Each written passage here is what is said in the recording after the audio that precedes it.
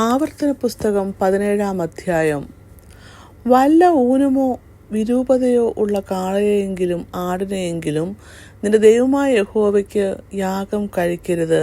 അത് നിന്റെ ദൈവമായ യഹോവയ്ക്ക് വെറുപ്പാകുന്നു.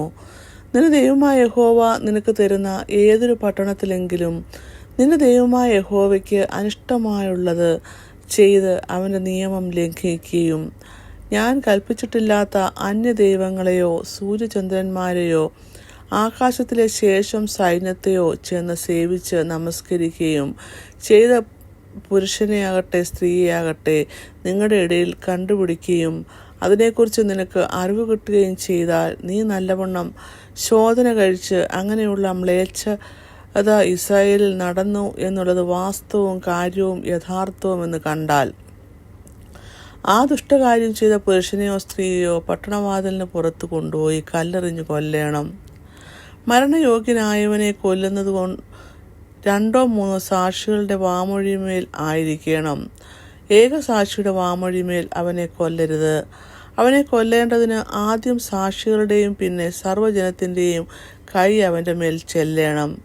ഇങ്ങനെ നിങ്ങളുടെ ഇടയിൽ നിന്നും ദോഷം നീക്കിക്കളയണം. നിന്റെ പട്ടണങ്ങളിൽ കുലപാതകങ്ങളാകട്ടെ, വസ്തു സംബന്ധമായ വ്യവഹാരമാകട്ടെ, അടികലാശമാകട്ടെ, ഇങ്ങനെയുള്ള ആവലാതി കാര്യങ്ങൾ വല്ലതും വിധിപ്പാൻ നിനക്ക് പ്രയാസമുണ്ടായാൽ നീ പുറപ്പെട്ട നിന്റെ ദൈവമായ യഹോവ തിരഞ്ഞെടുത്ത സ്ഥലത്ത് പോകണം. ലേവ്യരായ പുരോഹിതന്മാരുടെ അടുക്കലും അന്ന് ന്യായാധിപന്റെ അടുക്കലും ചെന്ന് ചോദിക്കണം. അവർ നിനക്ക് വിധി പറഞ്ഞു തരും. യഹോവ തിരഞ്ഞെടുക്കുന്ന സ്ഥലത്ത് നിന്ന് അവർ പറഞ്ഞു തരുന്ന വിധി പോലെ നീ ചെയ്യണം. അവർ ഉപദേശിച്ചു തരുന്നത് പോലെ ഒക്കെയും ചെയ്യുവാൻ ജാഗ്രതയായിരിക്കണം. അവർ ഉപദേശിച്ചു തരുന്ന പ്രമാണത്തിനും പറഞ്ഞു തരുന്ന വിധിക്കും അനുസരണയായി നീ ചെയ്യണം. അവർ പറഞ്ഞു തരുന്ന വിധി വിട്ട് നീ ഇടത്തോട്ടോ വലത്തോട്ടോ മാറരുത്. നിന്റെ ദൈവമായ യഹോവയ്ക്ക് അവിടെ ശുശ്രൂഷ ചെയ്ത് നിൽക്കുന്ന പുരോഹിതൻ്റെയും ന്യായാധിപൻ്റെയും വാക്ക് കേൾക്കാതെ ആരെങ്കിലും അഹങ്കാരം കാണിച്ചാൽ അവൻ മരിക്കണം. ഇങ്ങനെ ഇസ്രായേലിൽ നിന്ന് ദോഷം നീക്കിക്കളയണം. ഇനി അഹങ്കാരം കാണിക്കാതിരിക്കേണ്ടതിന് ജനമെല്ലാം കേട്ട് ഭയപ്പെടണം.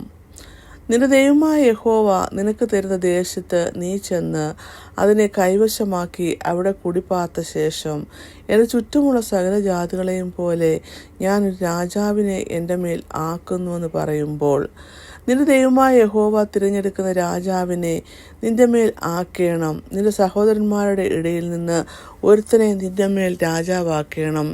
നിന്റെ സഹോദരനല്ലാതെ അന്യജാതിക്കാരനെ നിന്റെ മേൽ ആക്കിക്കൂടാ. എന്നാൽ അവന് കുതിര അനവധി ഉണ്ടാകരുത്. അധികം കുതിര സമ്പാദിക്കേണ്ടതിന് ജനം മിസ്രയീമിലേക്ക് മടങ്ങിപ്പോകുവാൻ അവൻ ഇടവരുത്തരുത്. ഇനിമേൽ ആ വഴിക്ക് തിരിയരുത് എന്ന് യഹോവ നിങ്ങളോട് കൽപ്പിച്ചിട്ടുണ്ടല്ലോ. അവൻ്റെ ഹൃദയം മറിഞ്ഞു പോകാതിരിപ്പാൻ അനേകം ഭാര്യമാരെ അവൻ എടുക്കരുത്.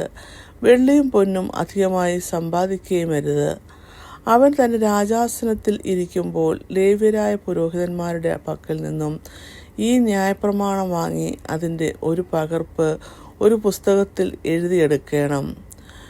ഈ ന്യായപ്രമാണത്തിലെ സകല വചനങ്ങളും ചട്ടങ്ങളും അവൻ പ്രമാണിച്ചു നടന്ന് തൻ്റെ ദൈവമായ യഹോവയെ ഭയപ്പെടുവാൻ പഠിക്കേണ്ടതിന് അത് അവൻ്റെ കൈവശം ഇരിക്കുകയും അവൻ്റെ ഹൃദയം സഹോദരന്മാർക്കുമീതെ അഹങ്കരിച്ചുയരാതിരുകയും അവൻ കൽപ്പന വിട്ട് ഇടത്തോട്ടോ വലത്തോട്ടോ തിരിയാതെയും ഇരിക്കേണ്ടതിനും അവനും അവൻ്റെ പുത്രന്മാരും ഇസ്രായേലിൻ്റെ ഇടയിൽ ദീർഘകാലം രാജ്യഭാരം ചെയ്യേണ്ടതിനുമായി അവൻ തൻ്റെ ആയുഷ്കാലമൊക്കെയും അത് വായിക്കുകയും വേണം. ഇങ്ങനെ ആവർത്തന പുസ്തകം 17-ാം അധ്യായം അവസാനിക്കുന്നു.